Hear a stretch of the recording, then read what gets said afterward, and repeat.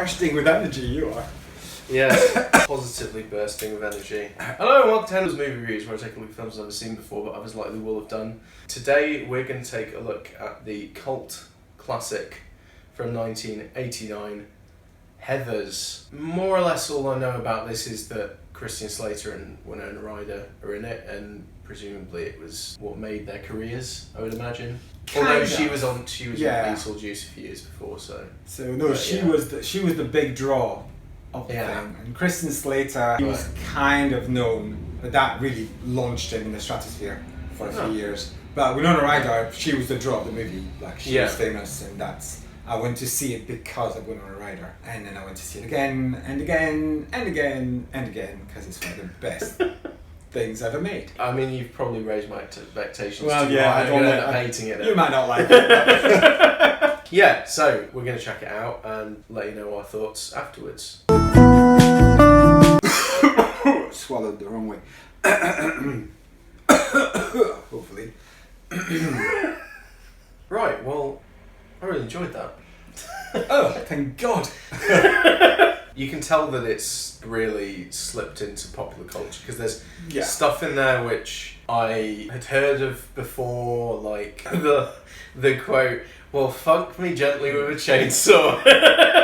Probably from me because I say that all the time. Okay, right, fair enough. I tried to launch all these phrases after Heathers, and nobody would catch on in England because it just wasn't a thing. And most of my friends weren't teenagers anymore. I was like 19, 20. But I remember reading in a cinema magazine that in the States, like all high school kids started like talking like that. Right. But now, one that stayed the most is what's your dealage, what's your damage. All these things have stayed. We heard it in a movie the other day. What's your damage? Yeah. And that's from Heathers. Like all these things. They might have been like said before, but that's really... did we hear that in My Best Friend's Exorcism? Yeah, something like that. Yeah, Yeah, that's a real, like... I don't want to hear the story, just here's some money. Just the title alone, just like, take the money. Yeah. The pitch meeting was easy. Yeah, exactly. But it did make a decent movie. Yeah.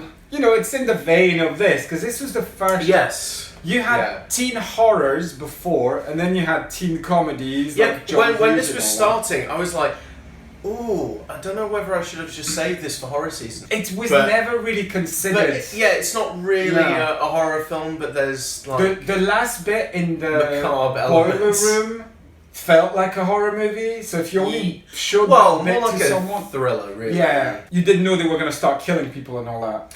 I mean, I knew that there was death in it, but I didn't know that they necessarily were killing people and staging it as a suicide. You know, you're talking about being, a teenager or whatever. Like, I was surprised for like actually, I don't know if it should be surprised given this is like late 80s, but pretty much, I mean, the jokes aside, most of the people, actually some of the Heathers as well. Well, I didn't realise that Heathers was referring to the three like clique girls. Oh yeah, I mean, Heather. it's literally about three girls. I thought Heathers. it might be like one of those films where the title is really incidentally mentioned. Oh no, and it was referring to like the plant, the flower, I should say. I liked that the casting seemed true to age because Christian Slater and Winona Ryder looked like teenagers in the film. Yeah, I don't even think they were 20 by then. They become so famous so young. Because I forget what age Winona Ryder was when she made Beetlejuice, like 15, 14, something like that. She really was young. And that was 86. Yeah, it was a couple of years before. So that checks out. Like, she would be around like 18. Particularly Christian Slater, like he looked like he looked like a kid. He looks like 17. But he still does now. He's one of these Leonardo DiCaprio kind of faces. Yeah. That never looks. He still looks like a teenager. I mean, now he's starting to get like white hair and stuff. Fair enough, but that didn't serve him well. Even though it served. I guess to get roles, yeah. Although it didn't stop Leonardo DiCaprio, but I guess Leonardo DiCaprio's got a bit more of a range. Christian Slater kind of does Jack Nicholson, and then that's it, really. Yeah, that's true. He does. Yeah, well, no, but that's me a bit of Jack that's Nicholson, the whole point. That when this came out, he actually said that his character was inspired from a young Jack Nicholson.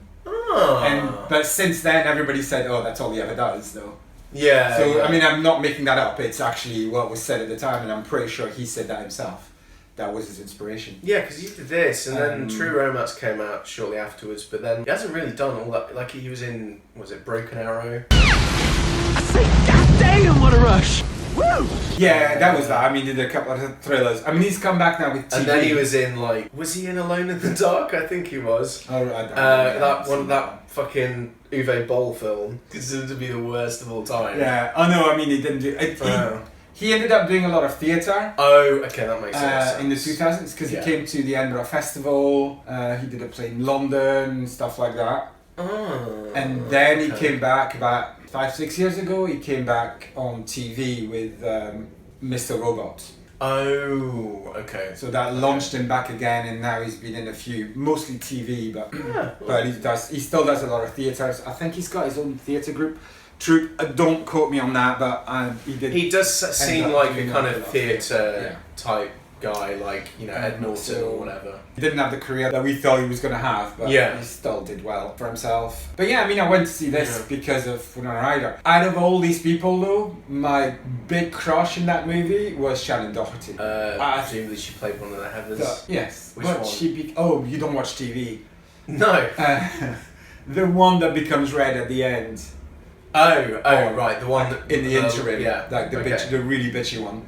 Yes. But you don't watch TV, so you don't know who that is. But then she was a lot on TV. I mean, she looks familiar, so... 90210 and Charmed. Oh, I might have seen an episode or two of Charmed on Channel 4 or something. But she kept getting Channel 5 from all of them because she was very difficult. But yeah, so this was all again, this was the 80s, so we'd just seen all these teen movies, John Hughes and all that, and that was kind of dying down. And then this was supposed to be kind of offbeat, but it does feel kind of John Hughes in a way, but but it's a lot more stylized. Yeah, the dialogue, it's more subversive as well. Like the whole first half feels like a dream because you've got the dreamy music, and the dialogue is so square. So Heathers and another movie which is respected as a teen thing is Mean Girls. Oh yeah. And it's got exactly the same scene doing the loving in the cafeteria. Not Amy Pollard, the other one. Oh, Tina Fey. Tina Fey, that's the one. Because she wrote Mean Girls. Yeah, she wrote it. But there's that scene in the cafeteria where they do a big loving, where they have to fall onto somebody's arms and stuff like this. Yeah. And when I saw this again, I was like, oh my god, there has to be inspired from this. I would imagine so. When they did that, because it's so these are two teen movies you can see the influence in Mean Girls from Heathers for sure. There's a lot. I mean, even the girls are very similar. The rest isn't quite as stylized, but the Mean Girls are really stylized. Similar dynamics. Yeah, to the Heathers as well. The PE teacher teaching sex ed.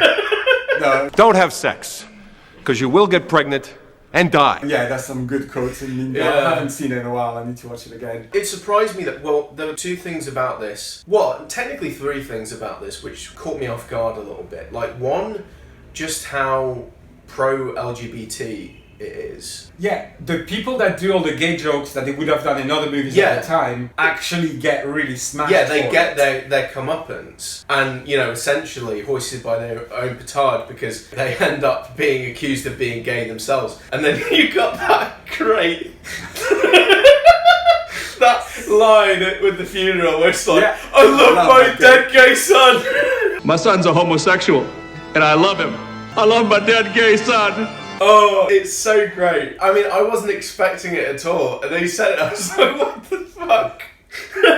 It's really, really excellent. But also, talking about the whole bullying thing, the fact that the fat girl, she's not the butt of the joke. Obviously, they play a joke on her, but Veronica feels uncomfortable by it. And they're like, it's only a joke, blah, blah, blah. When she writes the note, pretending to be one of the jocks and humiliates her. I loved also... The whole thing with her committing suicide reminded me of the scene in Office Space. There's one character who tries to commit suicide because he's just been fired. And the people who fired him, they're really genial, they do not give a shit. And so he tries to use the exhaust pipe, but his wife catches him and he has to play it off like nothing's happening. He's like, yeah, everything's fine, Eddie, I'll come in for dinner. I think she's like, we need to go to the supermarket to get some stuff. So he pulls out, and then just as he pulls out, this car just rams into him. And he ends up breaking like nearly every bone in his body, but he gets this huge insurance payout. So now he doesn't have to work a day in his life, and he's like, this kind of like neck brace and stuff, and he's just like, oh yeah, everything's great now. Obviously, not quite. She didn't get an insurance payout, but it kind of reminded me of that, like playing it off as like a kind of a joke. But I always remember that last scene when she plays around with her scooter. In the and the bit where she's just like, fuck you, to one of the last remaining Heathers, the one with the red hair, like, I'm the king of the castle now. Yeah. And then, just wanders off and says, hey, do you want to just hang out and watch some films on prom night? It just shows you what the new regime is going to be under that Queen Bee. And it's a really lovely moment. It's not often that you find that kind of stuff in teen movies, certainly not from that era. But along with that, I was surprised that Christian Slater's character JD, in the beginning he was kind of romanticised, but by the end it was there was no redeeming feature. Yeah, no redeeming feature whatsoever. I'll always remember the bit that's pivotal to me the first time I sat in the cinema, and I remember exactly what I was. It was in Edinburgh at the Odeon, just next to Nicholson Square. Mm-hmm. And the bit at the funeral after he says...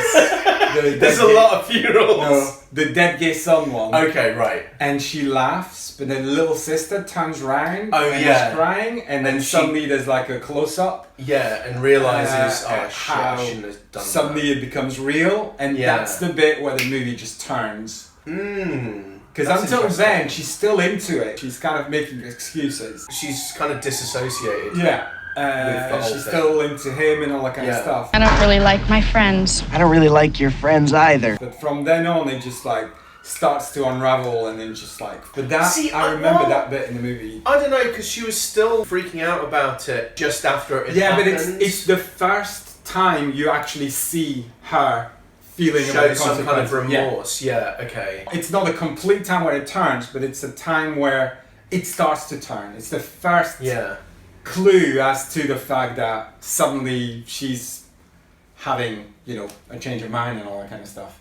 I always remember that scene. But also what I like coming from literary stuff and set up in books and stuff, that scene, which is why I was telling you, like, watch every bit of that scene. Yeah. The introduction with the first dream, when you don't realise it's a dream, with the three Heathers, playing croquet. And it's actually her dream and her head...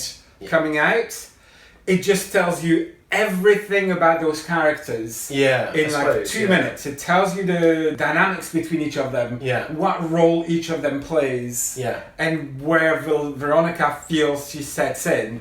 And when she looks at the screen and just goes, "Dear Diary," I was in love with that movie from then on, because it was just like, it was the most amazing setup I've ever seen in a movie. And the fact that, "Dear Diary, if you want to fuck with the eagles, you gotta learn to fly." The first few bits, when Heather's still alive and spewing up her shit, it's just so funny. Like, fuck me gently with a chainsaw, Veronica. Where do you think I am, Mother Teresa or something? Yeah. I haven't seen this movie in 10 years, but... Oh, really? As you've probably noticed, I still remember... Well, yeah, because I was sat next to you, and I was just thinking, how many times have you seen this film? Because he's quoting it, like, more or less throughout.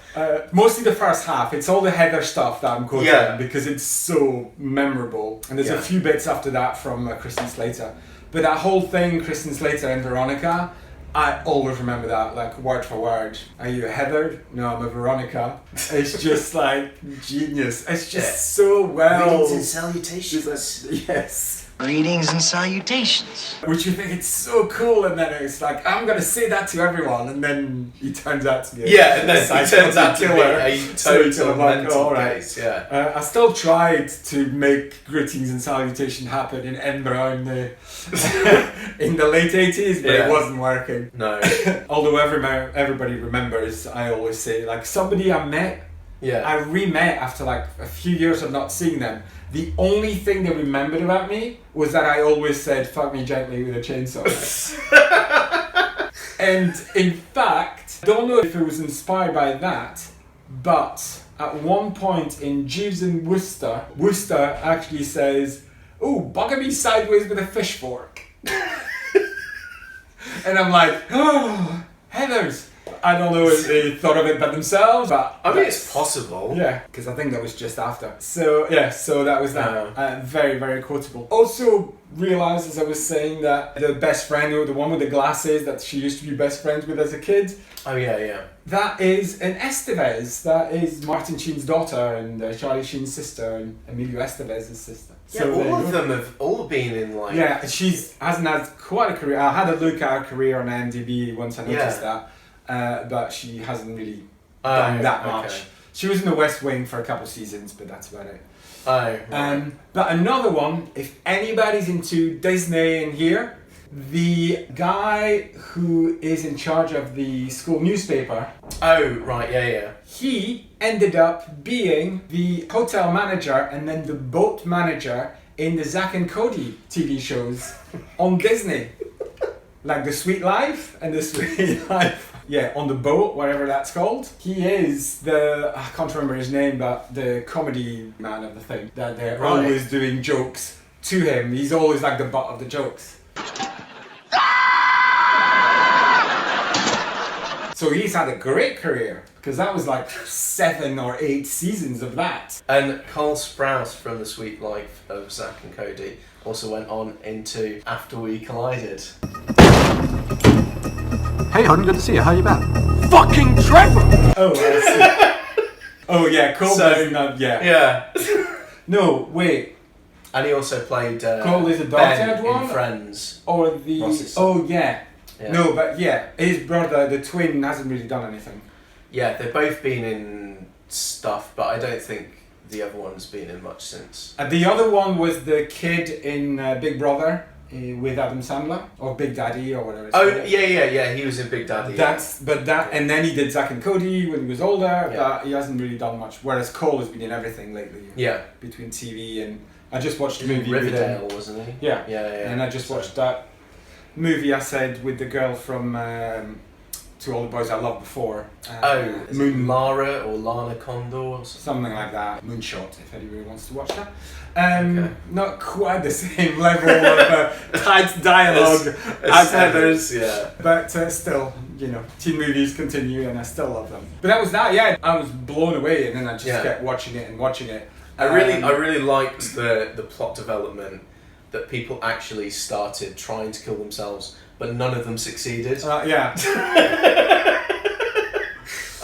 That was... but the whole fact of genius. Following trends to the max. It's like if the trend is to commit suicide, we're going to try as well. Well, it's like that thing that she tells one of the other Heathers. Oh yeah, if everyone's jumping off a bridge, would you? And she was like, probably. So yeah, I always remember that scene as well. Yeah. So yeah, I know there's some great moments that when she slaps the third Heather at one point, and then after that she stops her slap because she's gone. Yeah. One up level of bitch. I thought was really cool. The bit where he's talking about the things that would make them presumably appear to be homosexual. All right, now here's the one perfecto thing I picked up. Mineral water. Oh, come on. A lot of people drink mineral water. It's come a long way. Yeah, but this is Ohio. I mean, if you don't have a brewski in your hand, you might as well be wearing a dress. And then that bit where they open the bag, the coppers, and they pull it up and they're like, oh man, they were fags. The only clue they needed was the mineral water. The mineral water. It's so well set up and stuff. It's amazing. Good stuff. But bizarrely, they always try to film somewhere random that would be cheaper to pass for LA. Whereas in this one, they actually filmed in LA to pass for the Midwest. Probably would have been cheaper to move everything to the Midwest. Although you have the thing with LA, if you film within a certain circle around LA, you get a tax break. Okay, right, yeah. Which is why every car chase, especially in cheap movies or TV shows, is always in the same bit of desert roadway just outside LA because it's the only bit that doesn't have the city anymore. So like you've got like maybe like 5 miles of roads that's like desert, and every chase in every cheap movie. So next time you watch a movie or like a TV show that's a bit cheap, and they have a car chase in LA, it's always in that thing. He takes the piss out of that in Austin Powers, and at one point he's driving in the car. It's like, You know what's remarkable? Is how much England looks in no way like Southern California. and then he looks at the camera. So so it's probably shot in that bit. Whereas they didn't use it in this one. No, they didn't. They used bits of LA that I didn't even know existed. Like that park, they used that park a lot. And it's very green for LA. So that was that, and like to me this is like one of my favourites of all times. I don't know if I'd put it on my top 10, but I kind of think always about putting it in my top 10.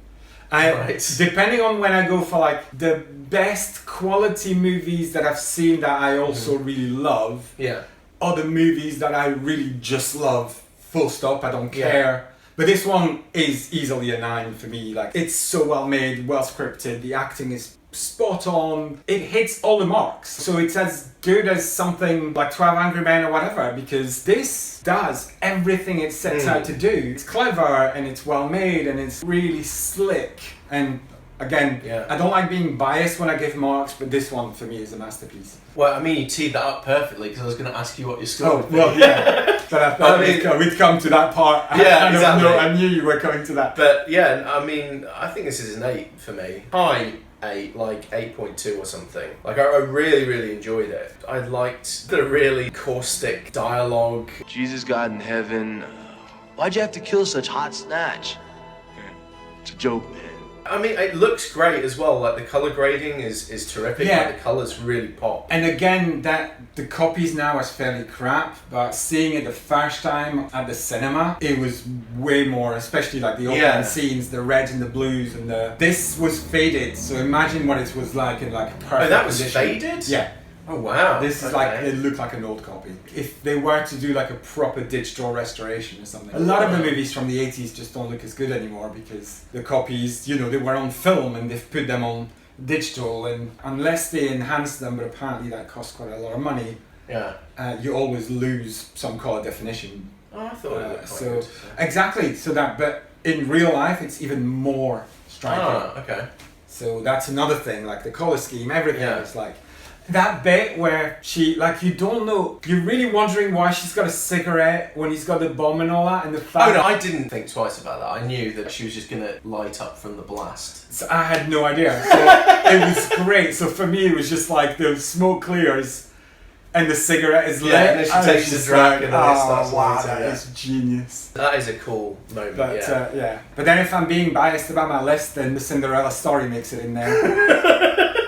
Which is not a 9. But it's one of the movies I enjoy the most. Hilary Duff represent. Yes, indeed.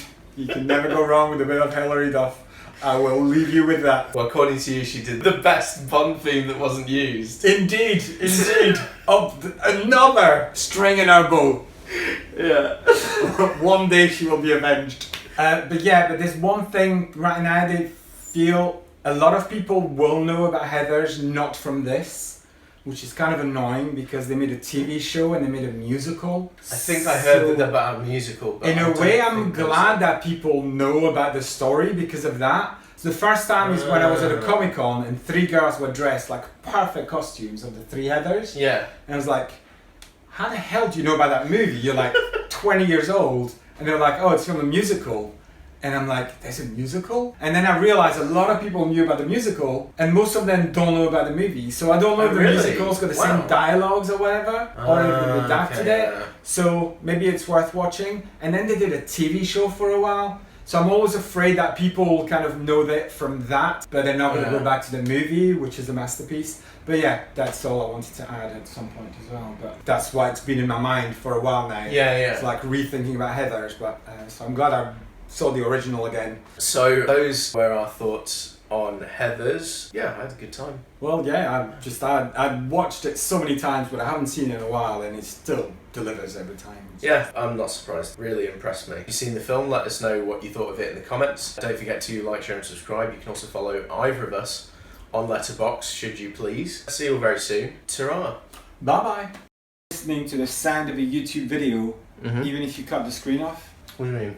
Because normally you have to subscribe, you have to pay YouTube for that. Yeah.